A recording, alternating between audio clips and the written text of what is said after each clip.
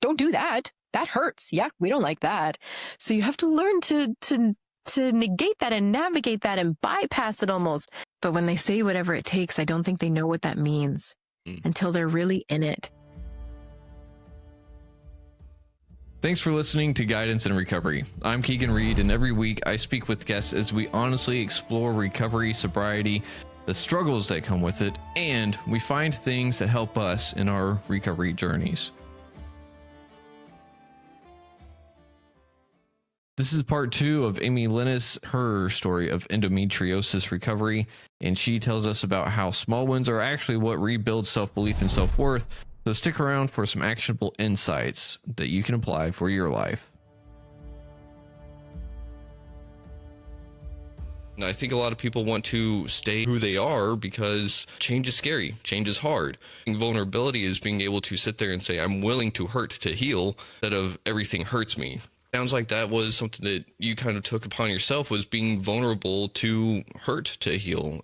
Whether, because you had to do trial and error on a lot of these things. You couldn't sit there and be like, oh yeah, this is totally going to work 100%.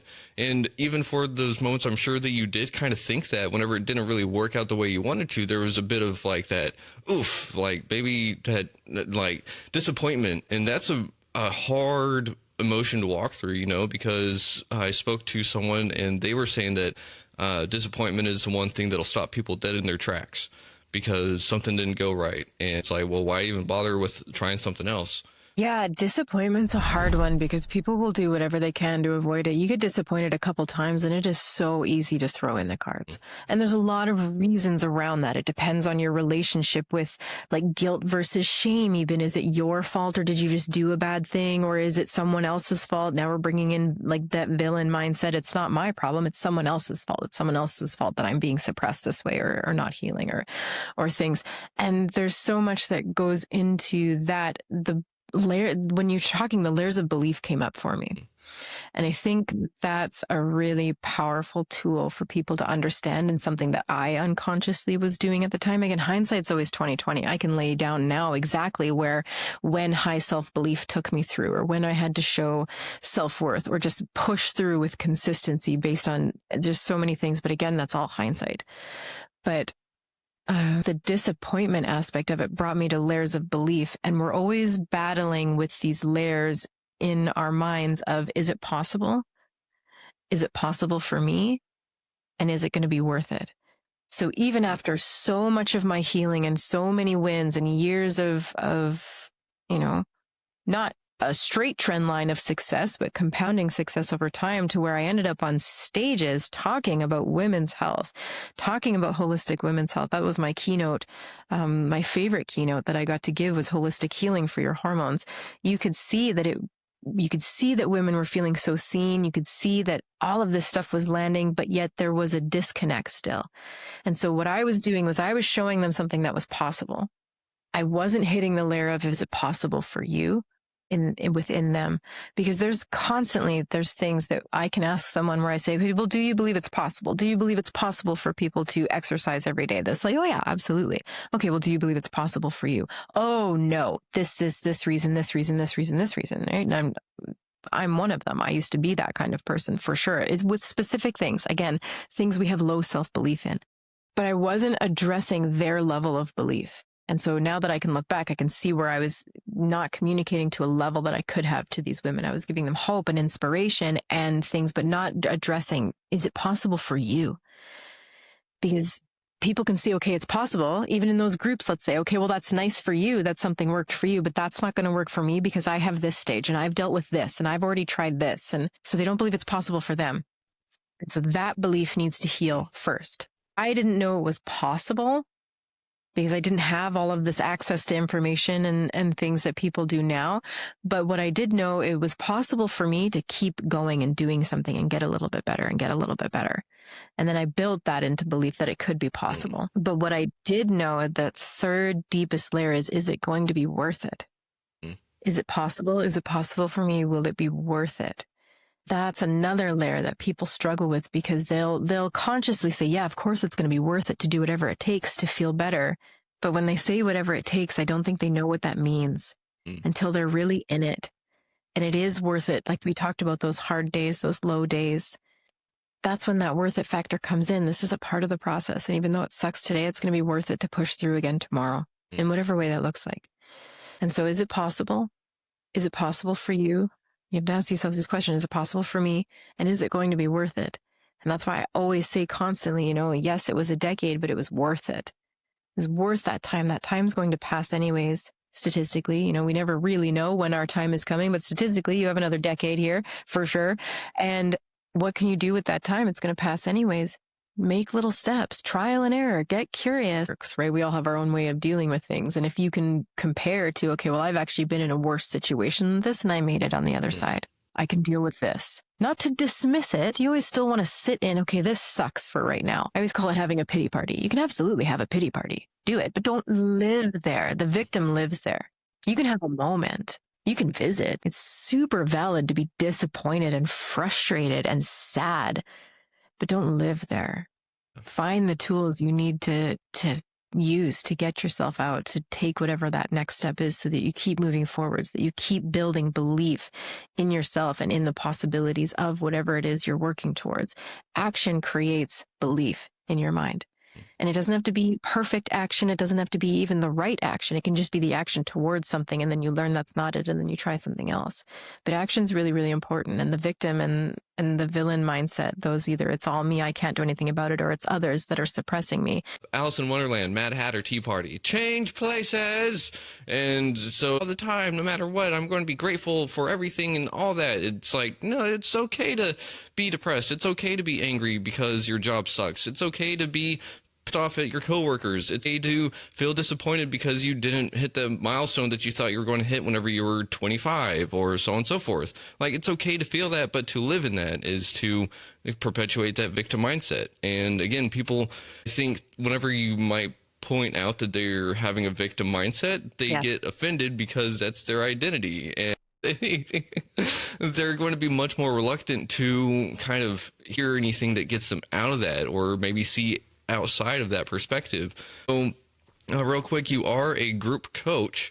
Oh, I mean, for this kind of like identity work and coaching, I would say one-on-one for sure. That's, but even if anything we talked about today, if you just have questions or if you want to vent about your endometriosis or hormonal struggles or not being seen in the medical system, like my DMs are always open, Instagram or Facebook, it's just at Amy Lenius. And I'm so there for those kinds of conversations. And you're not getting an assistant, you're not getting AI, you get me in those DMs. And I'm happy to hear anything that you just feel you want to share or would like more information on. But one-on-one coaching for sure. Now you know this. I work with a company now called Next Level University, which seems like a far jump from the hormonal stuff and the women's work I was doing before this, because now I partner with a couple of bros who are dedicated to self-improvement and holistic success. But that's why I fell in love with them, is because they talked about success from a holistic standpoint. It's about your health. It's about your wealth. It's about your quality of life. It's about the love in your life and how they all affect one another. And so I fell into their community very quickly and fell in love with everything they had to do until they invited me in and said, hey, come speak with us, come MC, come run our live events. And then it was like, hey, come coach with us. Hey, come be a face of this company. We love everything that you're doing. It was just this crazy expansion, and that's what it was. It wasn't an abandonment of women's support and women's health. I was so supported and celebrated to bring all of the work that I had done previously into this space. And now I feel like I just get to offer more around holistic success and fulfillment and having that be a piece of it, but not the whole piece of the puzzle. Like we said earlier, holistic is about everything affecting everything else. And your health is a huge piece of that. So group coaching is actually our podcast accelerator. It's targeted for podcasters right now who are dedicated to growing themselves first. We always work on identity first. Any journey you want to go on is identity first. So the first 4 weeks, as you know, is grow yourself. And then it's grow your podcast, and then it's grow your business. And I gotta say, thanks for taking part of that, because that was an awesome class, and I think it's well worth it for anyone that wants to go. It's crazy to think that it's so there's so many different aspects in life that compound and work on each other, and at the same time we can only really work on one or two at a moment, because we only have so many hours in a day. We can only do so much in a day. And I know I'm one of those people that's like, why do I only have 24 hours and I can only really do 18 hours of being awake. It's like there's got to be something out there, but it's because I'm always sitting there, and one of my wounds is trying to be productive to prove my worthiness to either myself and or the people around me. And it sucks because it's one of those things that will keep me in ghost mode, essentially. Like, I'll isolate very quickly because I'm trying to do stuff, and sometimes that stuff is meaningless per se, but it could definitely be, that energy could be directed elsewhere, like my spiritual life. And that definitely has a big impact in the way that my recovery works, because without it, then my recovery would just really fall to pieces really fast. And it's weird because that's one of the things that a lot of people will kind of push off to the side is their spiritual or mental health, because today's world, if you're not productive, you're not worth a damn. And like, we have to be able to recognize in ourselves to be able to sit there and say, I'm going to take a step back and rest, and maybe that can be productive. Because if we're not resting proper, then our bodies can't heal proper, and our minds are part of our body. So we have to really understand that there's more to doing anything than just doing anything also. So did you learn how to also kind of take a step towards the sideline for a little bit to like hit pause on your life? Yes, have to.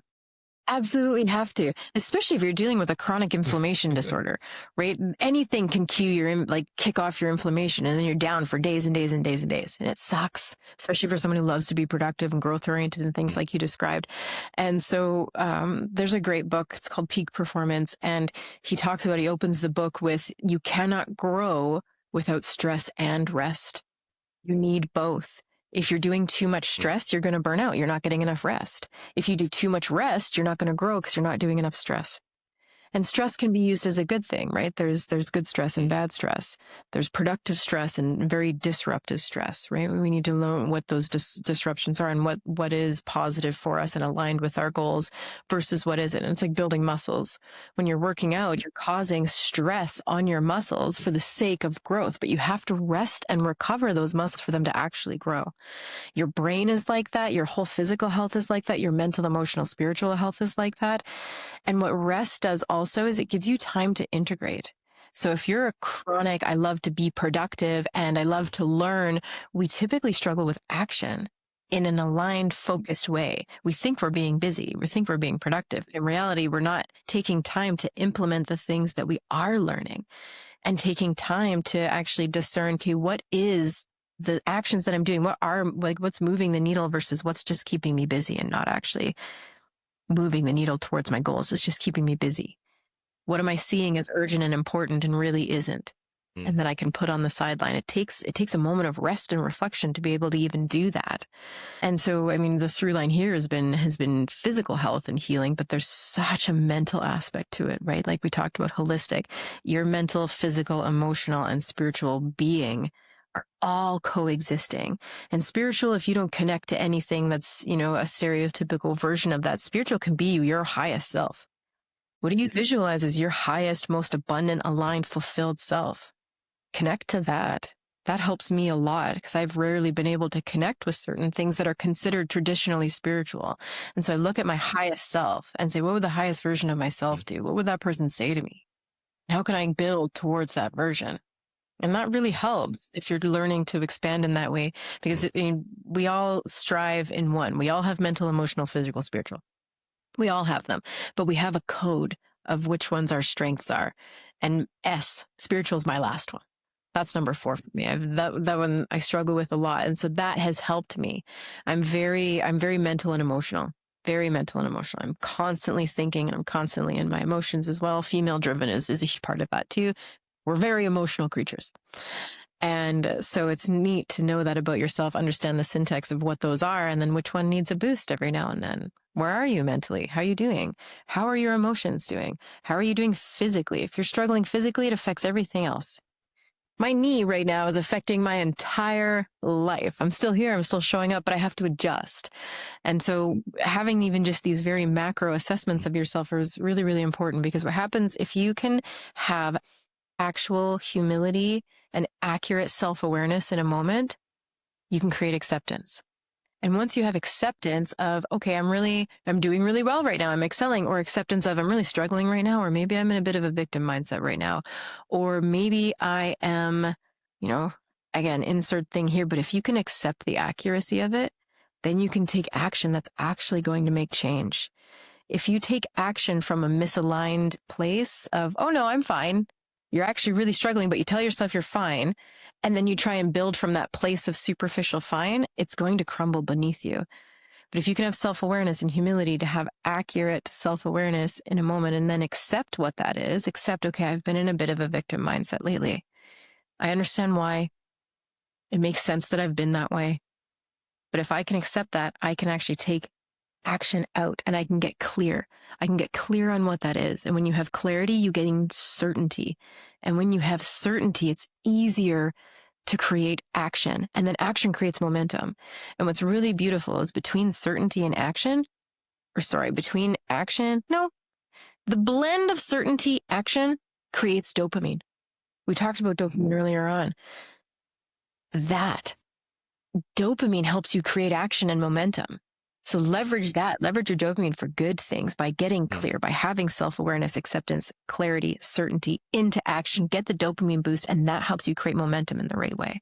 Okay. Thank you for that breakdown. And yeah, it's weird how sometimes we can just ignore parts of ourselves. It's easier because it's a self-protective mechanism. And we're actually wired to do that. Our brain has a protective bias immune system, it's called. There's a more professional name for it, but it's like this immune system that actually keeps you protected and wired for things that can help you grow and can help you be in stress. But especially it protects you from a hard mirror. So when you say to someone, hey, you're in a bit of a victim mindset right now, even if you're trying to say it in a supportive way and they go, oh my, what? And they attack back, that's their neurological immune system being like, don't look at that. Don't do that. That hurts. Yeah, we don't like that. So you have to learn to negate that and navigate that and bypass it almost, because you are biologically set up to actually be like, hey, I don't like that. No. So you have to be aware of that and fight against it for the greater good of you. I mean, it can be really hard to get someone to that point. And I mean, especially for our own self, because it is one of those things like in recovery, there's that saying like, if you spot it, you got it. So it's like, if I see someone doing something and it pisses me off, it's like, well, why does that piss me off? It's because I am capable or am that person too.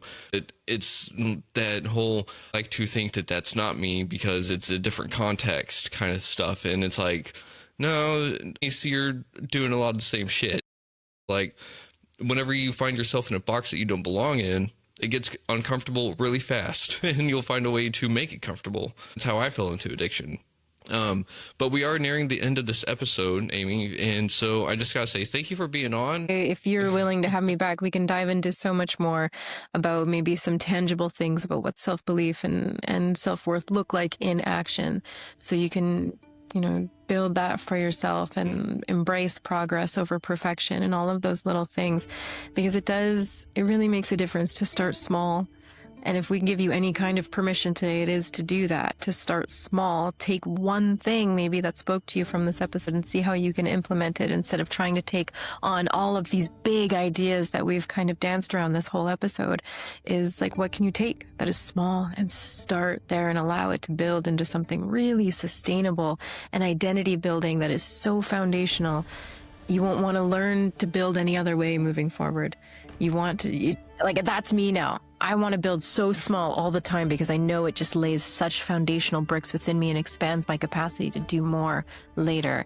And that took a long time for me to embrace that mindset. But if I can instill that in anybody, it's to start small and that it is okay, if not better, to do so that you can continue to move forward and build your capacity along with it. The more you can build belief in yourself and the action and the impact and the really empowered control that you do have over your life, regardless of what so many people, ideas, influence tells you, it's a really incredible thing because you start to take a hold of your life and a hold of your success and your health, and you start driving the bus, in an analogy, you start driving the bus in an empowered way, rather than all of these things unconsciously driving you just reacting to it all the time like you have no say.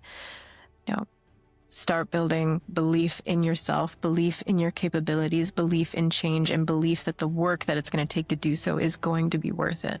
And as always, try to love yourself, love others if you can, but you got to try to love yourself first. Be your favorite version of yourself today if you can, and don't beat yourself up if you can't for whatever reason. If you're having a mental health crisis, you can dial 988, or you can text 741-741. And if you're in the LGBTQ plus community, you can dial the Trevor Project up in Canada. We will see y'all next time. And till then, much love.